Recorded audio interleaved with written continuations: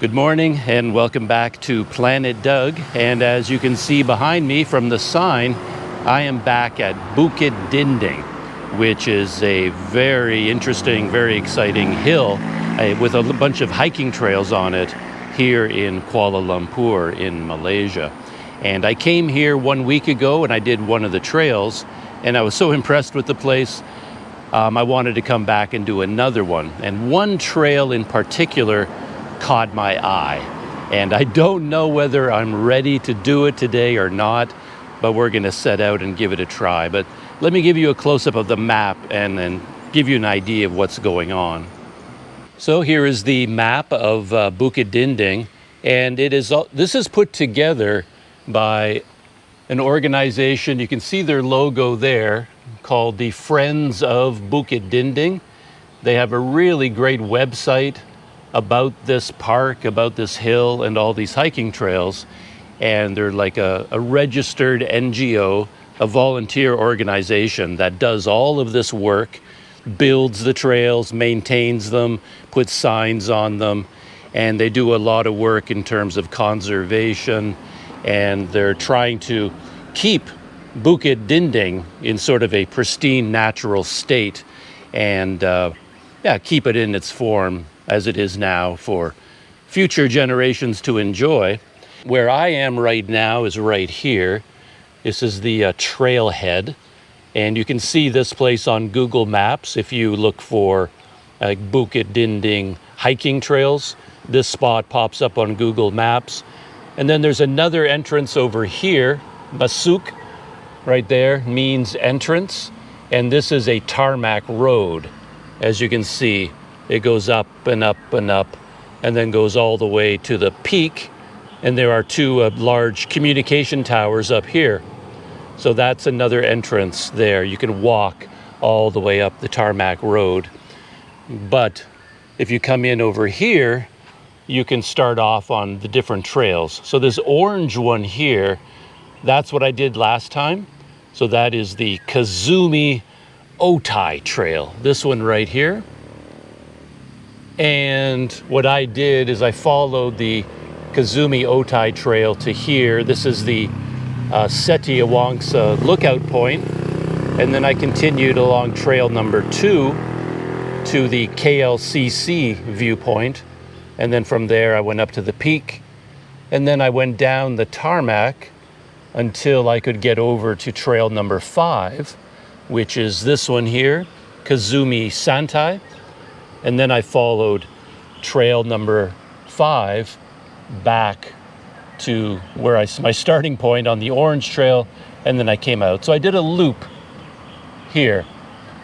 But when I was here, I heard a lot of people talking about this trail, the yellow one, number 7, and that is what I'm hoping to do today. It is called the Mini-Tahan, and it is 7.2 kilometers long.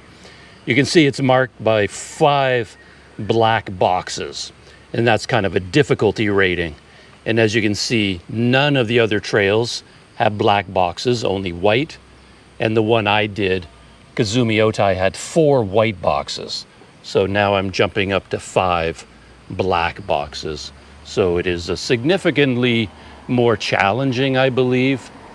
And something I learned, I didn't really pick up on this at the time, last time, is that this map has topographical lines. You can see these very faint white lines right here. And of course, those are indications of elevation. So as the trail crosses a bunch of these lines, it's going up and then down and then up and down. And then if you follow the Mini-Tahan Trail, you can see it goes up, then down, then up, then down. And then over here, you go all the way down almost to the base of the hill again. And then you climb all the way up here, then down again, then all the way up again, then down, then up, then all the way down to the base, and then all the way back up to the top again. So there's a lot of climbing involved in Mini-Tahan. So yeah, that is that is what I'm trying to do today, and we'll see how it goes. If you want to see the trails online, you can scan this QR code, and that will take you to a really nice online map. I think it's on Google Maps. A volunteer created this map on Google Maps. And yeah, visit the website, bukitdinding.com, and you can get a lot more information about this place. And I'll talk about that more as I walk along. So this is the entrance to the trails here.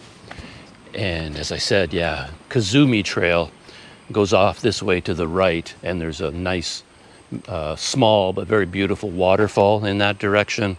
And then off in this direction, with the yellow markers, this is the Mini-Tahan Trail. So it's time to head in. So this is the very first section, and they have a lot of ropes on these trails, which you don't always need to go up. And in fact, when I was here before, I concluded that you're better off not using the ropes when you're going up. But when you're going down on these slippery trails, then they were quite useful. So yeah, going up, I think I'll just be using my hands and feet. And then going down, I'll rely on the ropes. When I was on the Kazumi Trail last time, I commented that I didn't have to worry about spider webs across the trail because it was a Sunday and there were lots of people on the trail. I counted 25 people when I was there at the trailhead, and I think 25, 50, 100 more people came throughout the day. So there's a lot of people ahead of me, and they broke the trail, and they would have gone through all of the overnight spider webs. But I think I may be the first person to be going down the Mini-Tahan this morning. It's a Monday morning, or Tuesday, maybe Tuesday. And yeah, there won't be people here today. And it's also Ramadan now, so a lot of people who are fasting, they won't do a trail like this because, again, with their fasting, they wouldn't be allowed to drink. And then for this trail, you need to drink. And I have lots and lots of water with me, so that's fine. Another descent, slippery one. I think I'm going to use the rope here. Yeah. Hold on to this. And maybe kind of crab walk it down instead of going completely backwards. You can sort of see where you're going better if you're crab walking. Ooh. Wow, okay, here's a, oh, look at that. That's absolutely gorgeous. Looks like a beautiful little natural scene. Yeah, deadfall, I guess you call that. Trees that fell across the trail.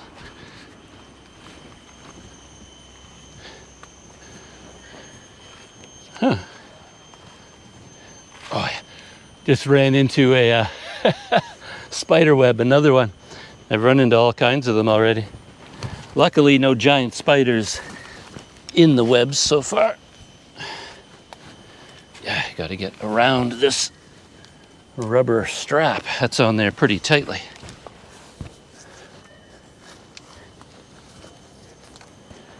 Man, yeah, look at that. That is Mini-Tahan. Now I know what people are talking about. This is no joke. These aren't even the big climbs. These are the small ones. So yeah, I think I might end up dividing this trail into small chunks. I'll do a chunk of it today and the rest on another day perhaps. But yeah, I think if you want to do this trail in its entirety, I think you want to be moving and you don't want to be encumbered with camera gear and too much other stuff. But yeah, look at that going down. Check this out. Another omen. The lens in my glasses popped out. These are the reading glasses that I have around my neck. And I must have hit them at some point on this climb already.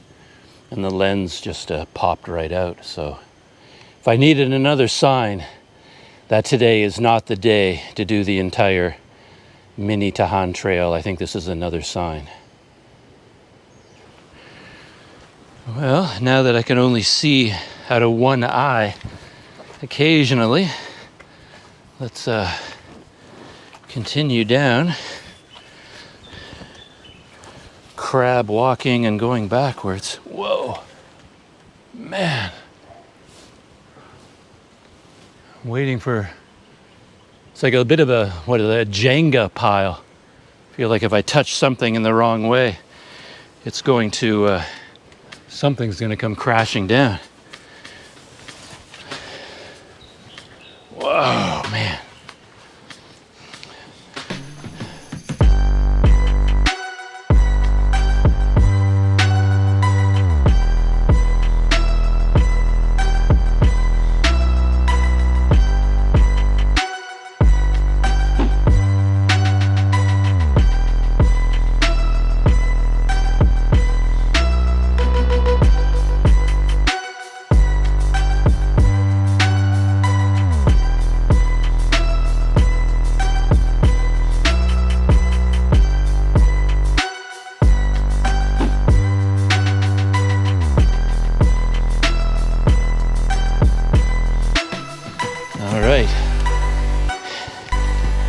Continuing down. Actually, yeah, they made Mini-Tahan even more challenging because I noticed there's no knots in this rope. So you got to hold on with your hands. There's no knots to grip.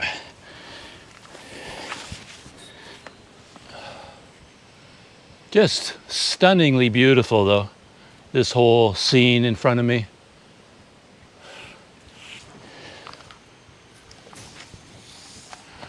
Whew. Oh. And then down at the bottom. Yeah, it's funny. We're pretty much right down back at the road. So a little bit more downhill here, and there's a stream. And then we're right at the road again. So this Mini-Tahan Trail basically goes up the side of the hill to the top, then all the way down to the road, all the way back up to the top, and then down to the road again. 5 or 6, 7, 8, 9, 10 times. I don't know. Yeah, very interesting trail. Very challenging. Down at the water's edge by the stream that I pointed out. Can't really see it, but that's the descent I just did. And there's civilization. Like there's an apartment building right there. So as I pointed out, we're right down.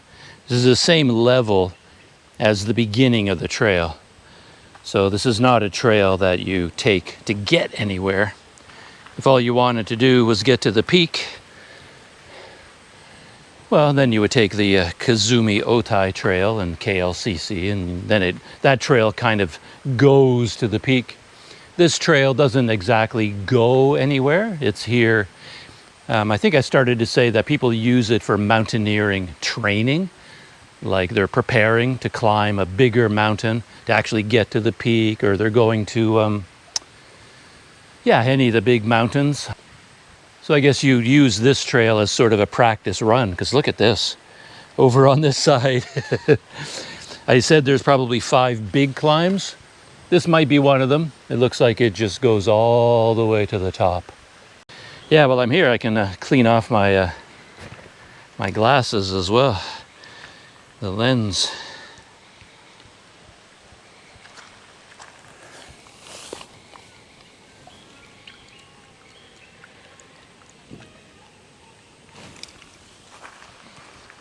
Oh man.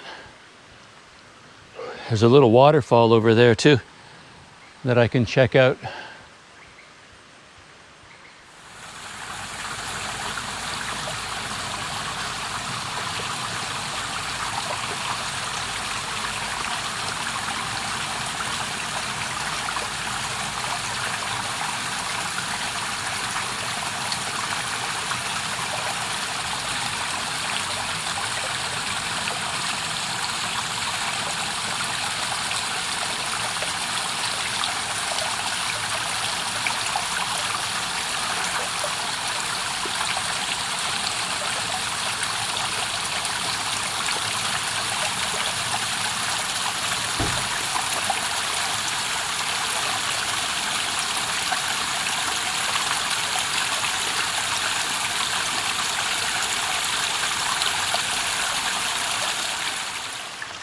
Very exciting news. I was just here admiring the waterfall. You can hear it, I'm sure. Let me spin the GoPro around and show you where I am. So here's the little waterfall. I've just been hanging out here, enjoying the scene. By absolute chance, I think I spotted a batwing flower right there, middle of my GoPro screen. I'll climb up and get a bit of a closer look, but I think that is a batwing right there.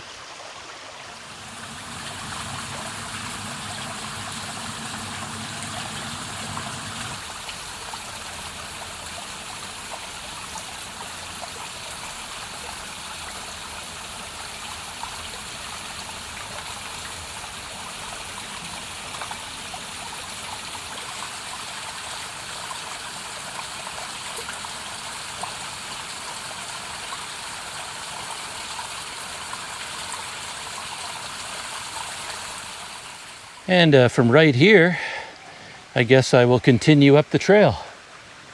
I'm not sure how high it goes. Could go all the way to the top, or it could stop right there where the ropes end. I'm not sure. So let's start doing a bit of climbing.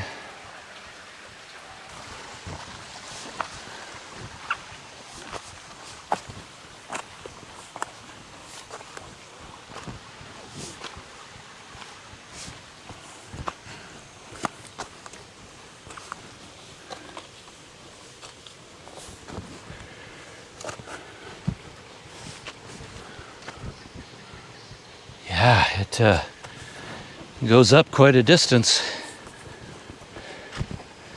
and straight up.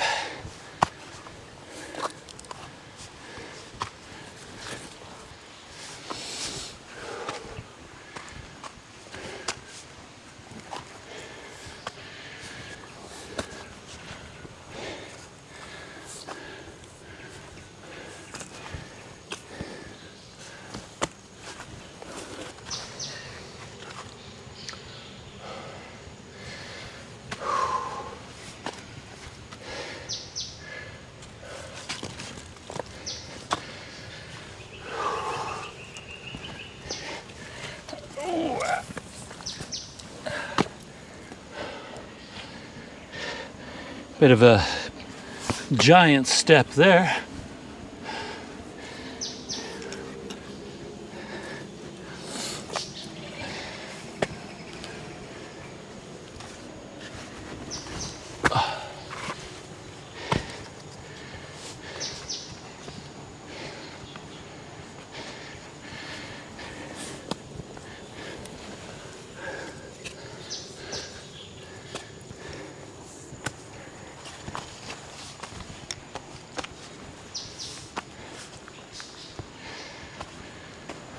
And then from here at the top, the trail flattens out a little bit.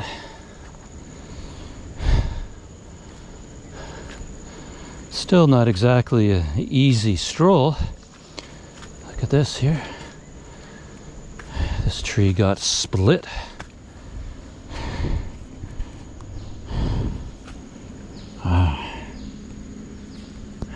Trees falling across the trail.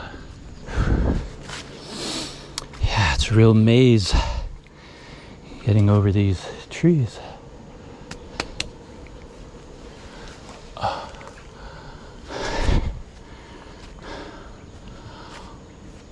Look at that.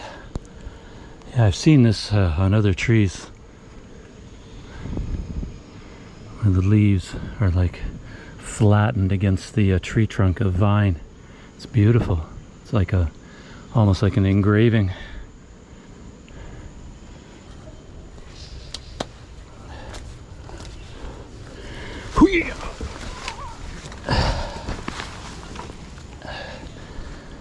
That's the acrobatic way of getting around a tree like that.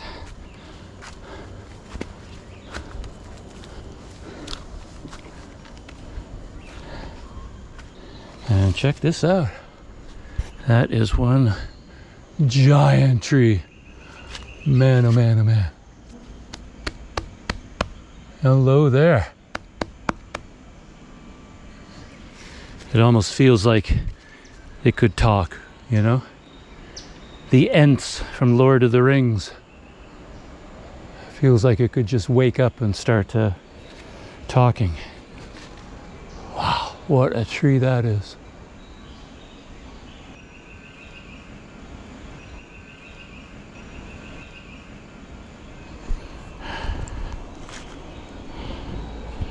And I think this is going to be a rope crab walk descent. Yeah, this rope is dry for some reason. Feels dry anyway. Now I can safely say that I'm the only person on the Mini-Tahan Trail this morning. Anyone else coming up on the trail behind me, they would have caught up with me by now and passed me, but there's been nobody at all, so I don't think anybody else has entered the trail this morning.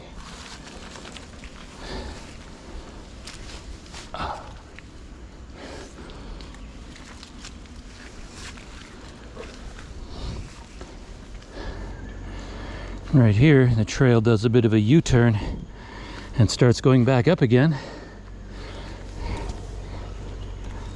I get under a couple of trees. There's a drainage ditch here, and the trail goes up.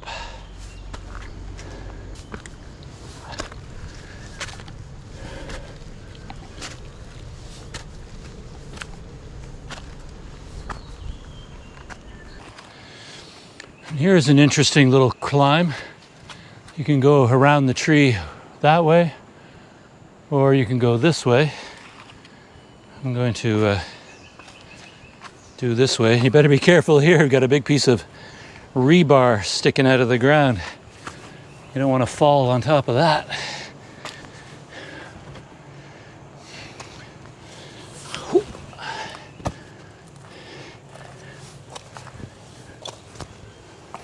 There we go.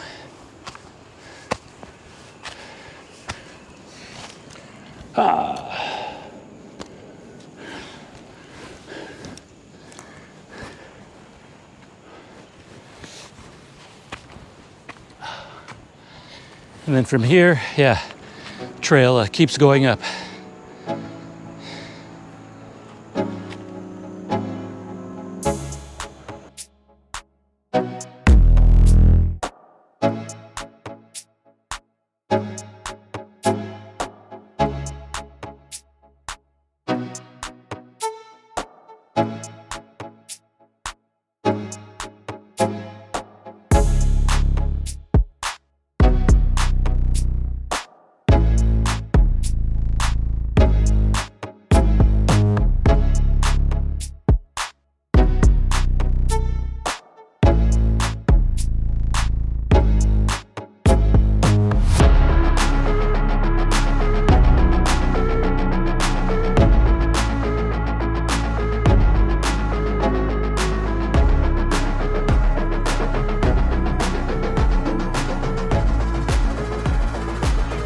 Yeah, still walking along, and yeah, it's pretty obvious I'm not going to do the whole trail today.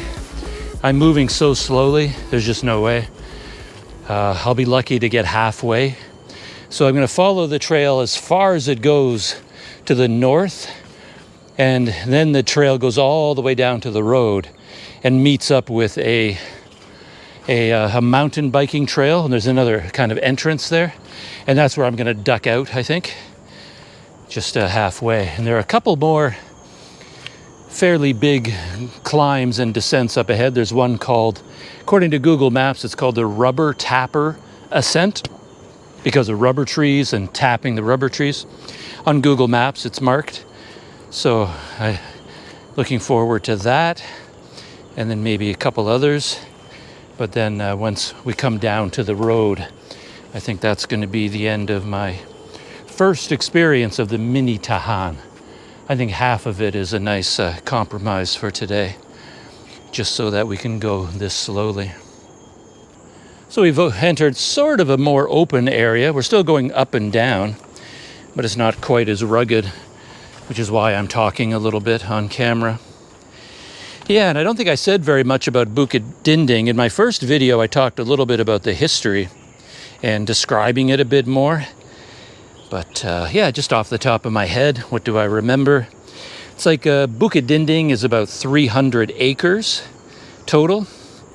And the highest point, the peak, is 291 meters. And as I said, this whole area started off just as Kuala Lumpur did, as a tin mining region, and then rubber plantations. And yeah, there was a very large rubber plantation called the Hawthornden Rubber Estate. I don't know which one was actually on the slopes of Bukit Dinding, but I'm beginning to understand that the rubber plantation wasn't only down on the flat areas, it was actually on the sides of the hill too. And then at one point, the government bought the land from all of the private owners, and then they leased it to developers, which is why you see all of these huge apartment complexes all the way around. If you go all the way up to Google Maps satellite view, oh, look at this before I go on. You can see people slide down there with their shoes and their, yeah, very, very slippery right there. So you got to hold on to something as you go down here.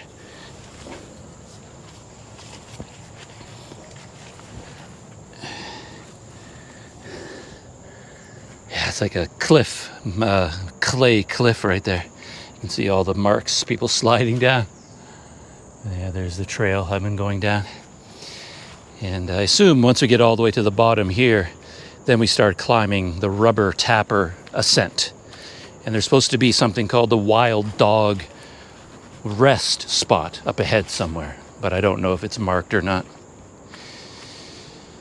Yeah, I was saying that the government then leased all the rubber estate land to developers, and they built all these apartment complexes, but they were not building here on Bukit Dinding itself, as you can see. And then all of this jungle started to grow back. So this is secondary growth. In this area, as I said, it's connected with tin mining, and that's how Kuala Lumpur itself began. You know, Kuala Lumpur began originally as a tin mining settlement, and then it grew into the mega city that it is today. And there's tin mining here. So yeah, Bukit Dinding is part of the history of this area. And there was even a battle here. The Battle of Bukit Dinding was part of the Klang Civil War, or the Selangor Civil War. So a big battle took place here on Bukit Dinding. And it's even part of popular culture because 2 movies were shot here. One, a Hollywood film back in 1964, was called The Seventh Dawn, starring William Holden, and directed, I think, by Lewis Gilbert, if I have that name right. And it was connected with the rubber plantations. They show up in the movie, I believe. But all the events of the story were taking place in the emergency, which is a very big part of Malaysian history, which was like a communist insurgency. And then there's a fight against the communist insurgency, which they called here the emergency. And fighting took place around Bukit Dinding, as it did all over Malaysia, in the jungles in particular. And the movie, The Seventh Dawn, is set in the events of the emergency. And then there was another famous movie, I think it was in 1968, a P. Romley movie. It was also shot here at Bukit Dinding. I think it was actually shot in the Hawthornden Rubber Estate. And then the star of the movie, of course, was P. Romley, and he was playing an owner, manager, I think an owner of the rubber plantation. So yeah, a lot going on here at Bukit Dinding, which is one of the reasons I decided to come out here, because it had so many connections to Malaysian history, Malaysian culture, and stuff like that.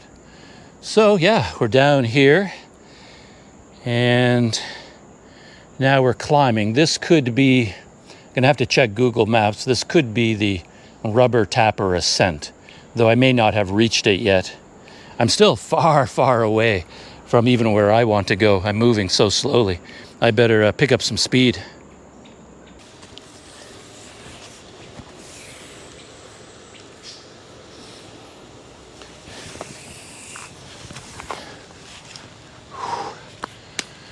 So I just checked on Google Maps, and this is the Rubber Tapper Ascent.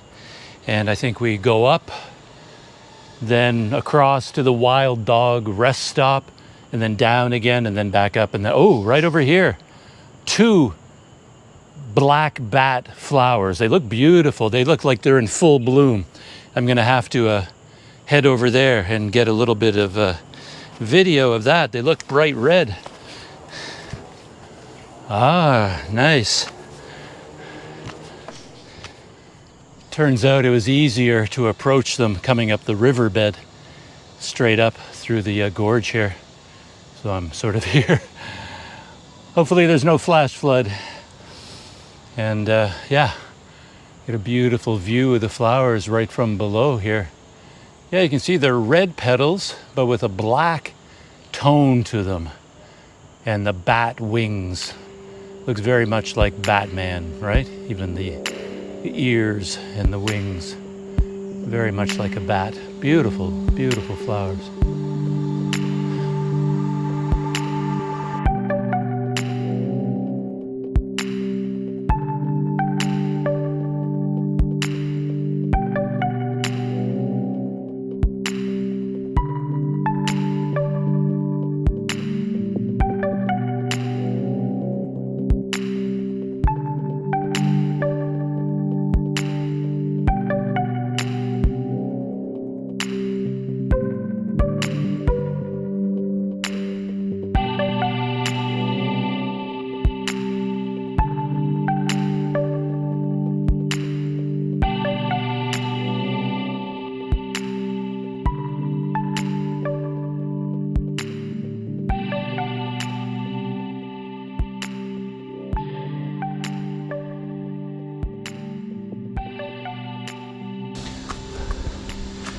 So far, the Rubber Tapper ascent is not that challenging. It's a little bit more gradual than the other ones, but never speak too soon.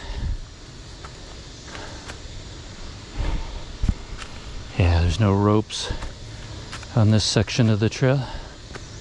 You don't need them.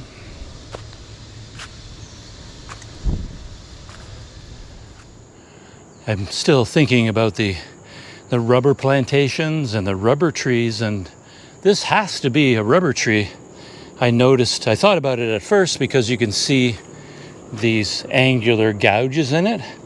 So when the tree was much, much smaller, when this was still part of a rubber plantation, they would have been cutting a gouge in a spiral around the tree, and you can see the scarring left behind in the trunk. And if you look up and down, you can see more of that scarring. And then down here at the bottom, there's something leaking out of the tree. It's black, so it's not like the white rubber liquid that you see in a rubber plantation, but it's definitely rubber. I can feel it. It's very soft and bouncy, just like rubber. So this must be rubber sap coming out of the tree. And then it turned black from exposure to the air and the elements. But yeah, there's a giant rubber tree right there. Has to be.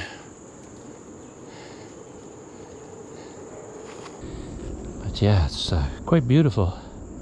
But yeah, there's the trail ahead of me. It just goes down again, and it's going to go right back up again. I guess there's a ravine here, and in order to cross the ravine, I guess we're going down to a convenient point, crossing the next ravine. So I guess crossing it up higher just wasn't convenient or possible.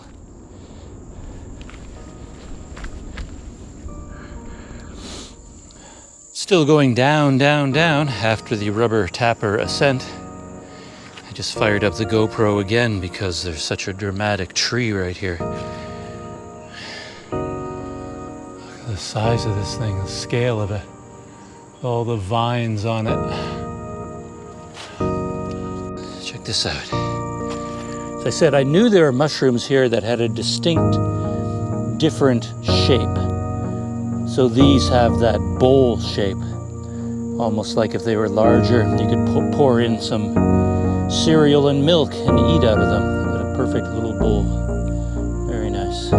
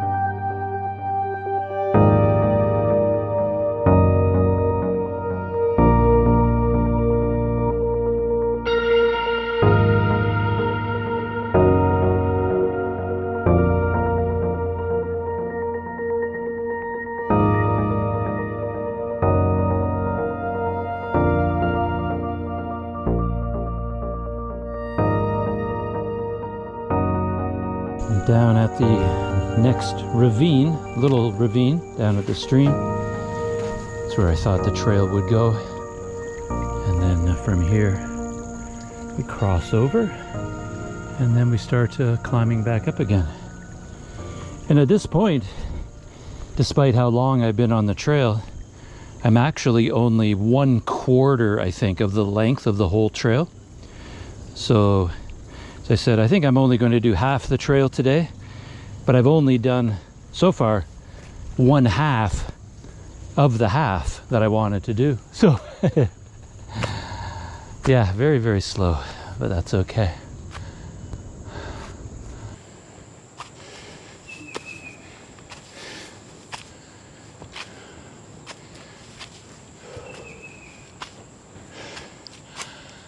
These vines are very handy.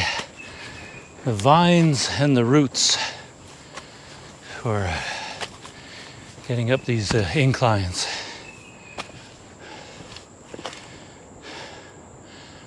Flowers, mushrooms. I don't see any.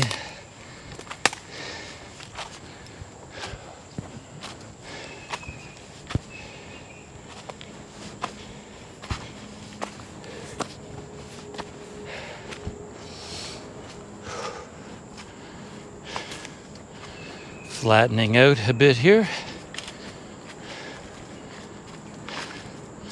Nice wide trail for a little while. Pretty sure that is a brand new species of mushroom that I haven't seen on the trail yet. Very cool. Yeah, it's just growing right up out of the ground there.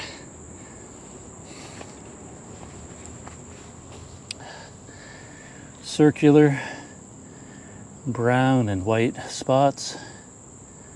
The bugs really like them at a certain stage.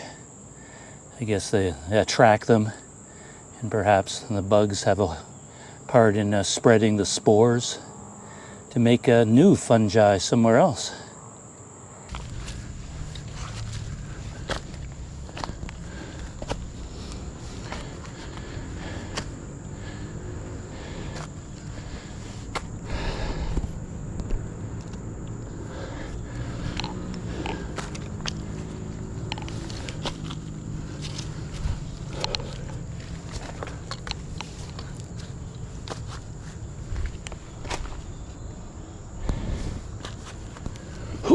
There we go. Nice wide path here for a little while.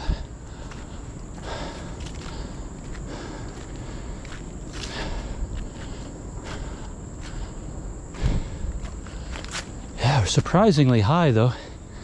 I can look down on my left into some houses, a housing complex, but yeah, we're quite a ways up above it.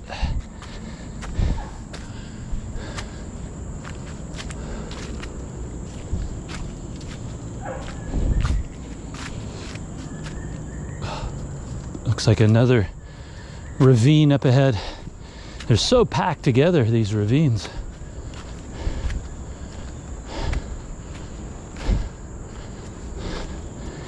Yeah, right here. It's got a big tree. Fell over right in the middle of this one.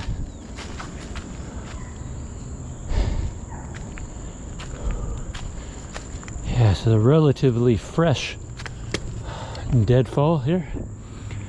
No mushrooms growing on it just yet. There will be though. Just give it some time.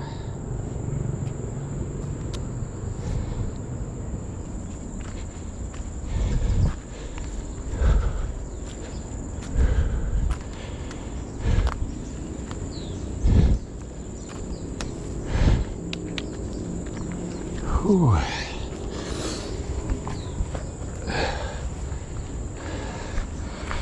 Under and underneath. But a good thing about the trail, at least I hope it's a possibility, I'm pretty sure it is, that you can exit part way along, which is what I plan on doing. So just up ahead here, we should be going down to the road and meeting up with a mountain bike trail, and at that point I can exit from the trail if I want to, or continue on. But I'm pretty sure I'll be bowing out at that point. Of course, I still have to walk back to the MRT station, or LRT station I should say. Sri Rampai station I think is the closest. At least that's where I went today.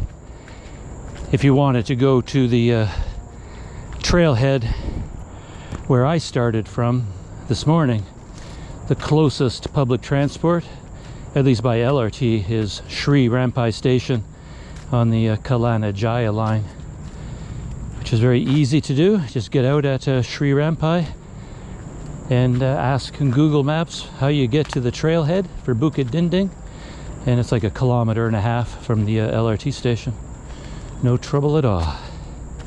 This is me, almost at the end of the trail. Here they have some signs pointing the way to Mini-Tahan, and then they have an emergency exit noted here. So to Mini-Tahan, and it's also an emergency exit. You can see they have it marked. And they have to put a lot of signs here because right beside it, it looks like that's the trail, right? But that is a mountain biking trail. Very difficult looking trail for mountain biking, but yeah. So this would be a mountain biking trail. You don't go hiking on that. The Mini-Tahan goes down in this direction, crosses over the mountain biking trail at the bottom, and then starts to climb all the way up and then down and up and then down and then up and then down and then up again. So I'm heading this way. But the challenges of the trail don't let up. We're almost at the end, and we still have sections like this. You have to have a good spring in your step, but you also have to be flexible because you're constantly bending over to go through these barriers.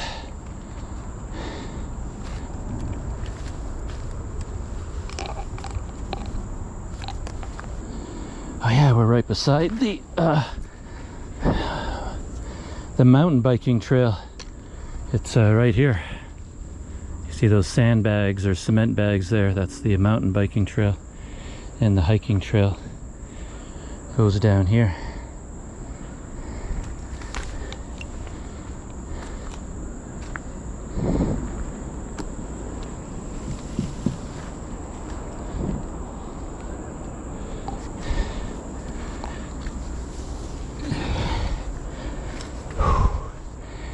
Yeah, so Under we go.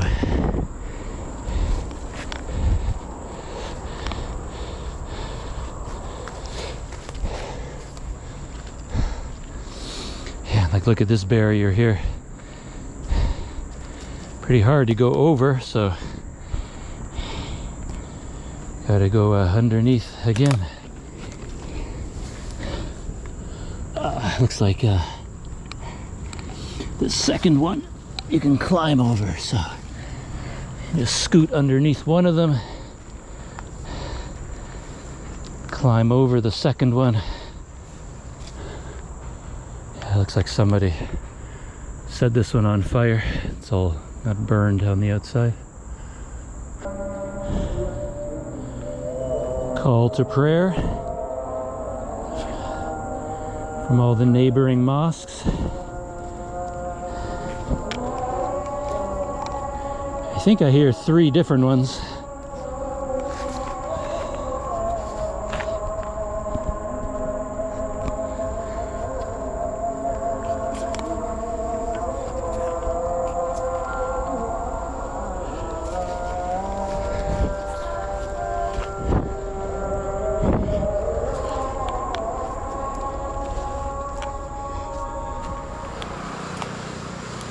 Oh yeah. Another barrier right at the very end. Okay, it does have the emergency exit. 50 meters with a smiley face to Mini-Tahan. Oh God, look at that. That is crazy.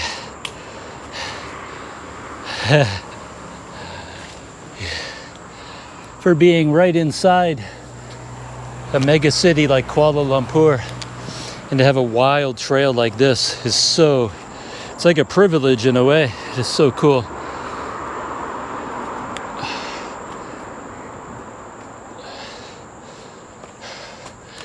All right, over or under? I'm gonna try over. I've got pretty long legs. There we are. If you have shorter legs, I guess you're going under. There we go.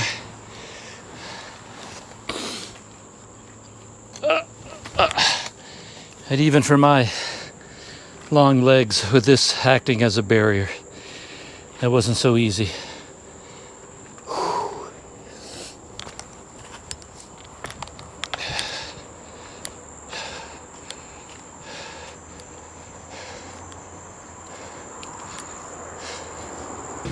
Mini-Tahan, smiley face, emergency exit.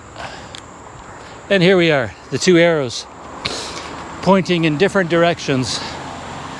Mini-Tahan going straight ahead, emergency exit to the left. Right there, okay, excellent. There's a fence and a gate. I mean, there's a gate through the fence. I'm assuming it's not locked. So, right here, oh, let me sit on this log for a second. Oh, if you only wanted to do that 1/3 of the trail, that's what you would do. Start at the trailhead, come here, emergency exit. If you wanted to do the next 1/3 or 2/3, you could come here to this gate, enter at this point, and start your hike right here. And you're going to go straight up, straight down, up and down, up and down, up and down. So that's where you would go. Very cool. Let's go check out this gate. And here we are. Oh yeah, just held in place by a wire. Swing open the gate. And there you are.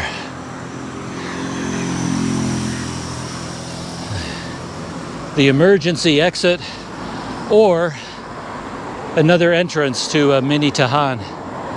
And now what I have to do is walk along the road here, this busy one, and then I cut in on a small road, and I'm gonna go back to the trailhead. So we're almost back at the trailhead. That's it. Just up ahead there, you can see the sign. And then I'm gonna go in to the waterfall. It's not that far in, 100 meters or so. There it is. It's where it all started. So it's way up here at the top what I did. So it's this yellow line here.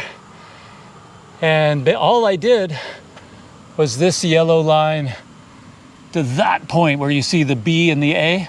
That's the emergency exit up there. And then I came back along this road. So that's all I did. And as you can see, from there to there is maybe 1/3. From there to the peak, the second third of the total distance. Because once you're at the peak here, somehow you got to get all the way back to here. So unless you exit this way and you have a way to go from there. So yeah, it's a long hike if you try to do all of the Mini-Tahan. But if you're doing just hiking nonstop and you're not carrying a bunch of camera gear, and yeah, I mean, you could do it, but you're going to have to be in good shape. No messing around. So if it's your first time here, based on my experience of this part of Mini-Tahan, I would say the Kazumi is your best bet as a first timer. More variety, you get 2 lookout points. You go this way. Basically, you do what I did in my first video. That's a really nice hike. I recommend that highly. A lot of variety. It's not easy. You got to be in good shape for that one too. But I think the full Mini-Tahan, if you do the whole thing, you have to be in better shape for that.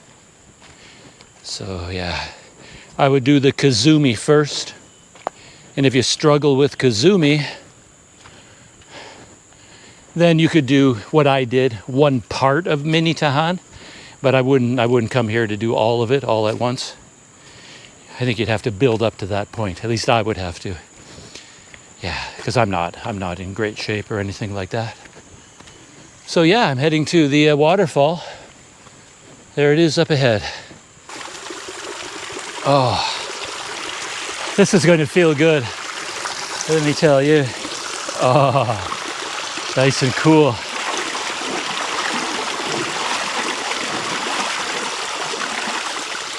The last time I did this, I took my sandals off, but it occurred to me right now, it's like, why? I mean, there's no reason to, right? I can just clean my sandals and my feet at the same time.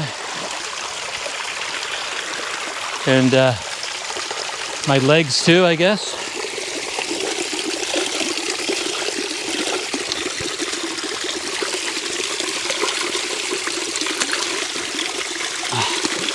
A lot of mud there on the back.